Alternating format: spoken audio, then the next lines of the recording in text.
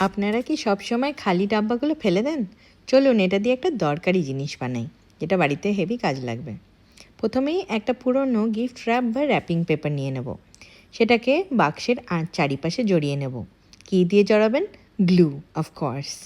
Glue হচ্ছে সবচেয়ে easiest জায়গা। আপনি চাইলে অন্য টেপ দিয়েও জড়াতে পারেন, তবে গ্লুটাই ভালো। মেজার করে কেটে নিয়ে গ্লু দিয়ে চিপকে নেব। তারপরে দেখব যে কিভাবে সহজে এই জিনিসটা করা যায়। বাক্সটা খুবই স্টেডি আর খুবই মজবুত, এই জন্যে ফেলতে খুবই মায়া লাগলো আমার। আমি বাড়ি গোছাতে খুব ভালোবাসি। এই দিকের প্রিন্টটা খুব ভালো লাগলো। নিচের দিকটা যদি এক্সট্রা কাগজ থাকে তাতে আপনি চিন্তা করবেন না, ওটাকে কেটে ভেতরের দিকে মুড়িয়ে নিতে হবে। চারিদিকে এইভাবে মুড়িয়ে নেওয়ার পরে একটা ছোট আর একটা স্কোয়ার লেয়ার হিসেব মতন কেটে ওটাকে জোড়া লাগাবো, যাতে কোনো পার্ট না দেখা যায়। এবার ওপরের দিকটাও সেই সেম পদ্ধতিতেই করে নেব। করে নিয়ে ভেতরটা মুড়ে নিচ্ছি আবারও। এই জায়গাটা আমরা সিকিওর করব।